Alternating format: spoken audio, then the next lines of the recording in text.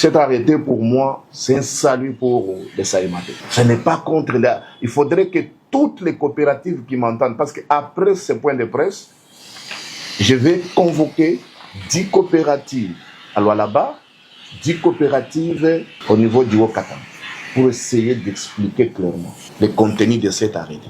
Ce sont des mesures conservatoires. Ce n'est pas la fin du monde. Et ces mesures n'ont pas commencé avec Louis Watoum. Voilà.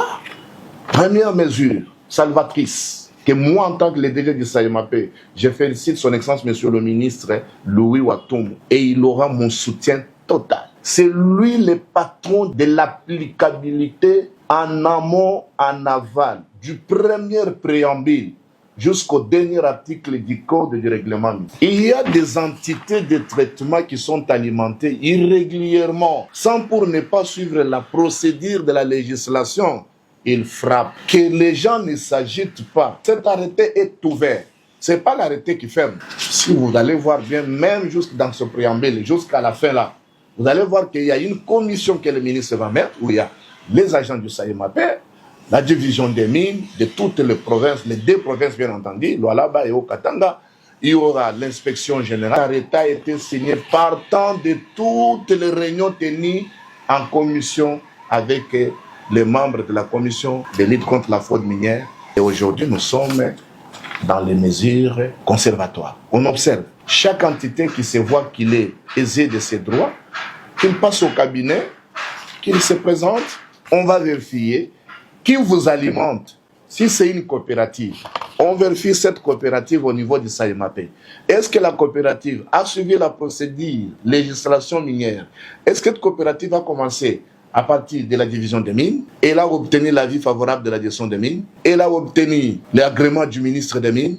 Elle a été notifiée par le directeur général du Saïmapé. Et elle a été installée dans une ZEA. Si cela n'est pas une procédure régulière, c'est faux. Et ceux qui ont des minerais, il y a des coopératives qui m'ont appelé, qui s'agitent, qui disent non, maintenant, nous qui avons les minerais dans nos sacs et tout, je vais vous dire ceci. L'État a tout prévu, toutes les mesures. Vous avez EGC qui a été créé, qui est la filiale de la GECAMINE, qui est considérée aujourd'hui comme le comptoir par excellence du pays. Le ministre n'a pas fermé l'exploitation minière artisanale. Je précise, il n'a pas fermé l'exploitation minière artisanale.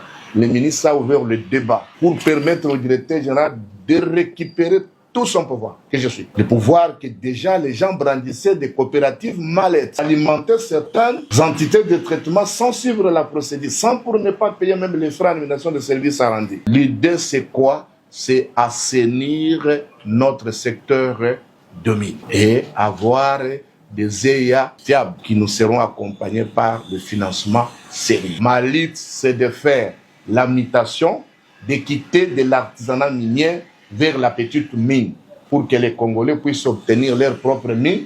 Il n'y a aucun Congolais qui est détenteur d'un permis d'exploitation ou de permis d'ingénierie. Il n'y a pas de Congolais qui ont des entités de traitement. Et ça nous aide. C'est nos enfants, c'est nos frères, c'est nos sœurs et c'est nos familles. Et imaginez-vous qu'il y a une période vraiment bien précise pour prendre des mesures. Non, l'État ne fonctionne pas comme ça. Tous les artisanaux défaités dans les calmes, ceux qui ont l'air minérés dans un état brut dans les sacs, je venais d'évoquer, qui ne pensent pas qu'ils ne peuvent pas aller vendre ça. Non, nous avons EGC. Pour le moment, ils peuvent aller contacter le bureau de EGC à Lualaba, au Katanga, et vendre leurs minéraux avec tout ce qui est sans souci. Mais pour les entités de traitement, les coopératives qui ont pu signer des contrats, des partenariats avec les entités de traitement pour la production ou l'alimentation, sans être certifiées par les Saïmapé, c'est encore faux. Il s'agit de la République démocratique du Congo, pays solution, scandale géologique, les mines là, c'est vomi. Et nous avons besoin des hommes comme ça.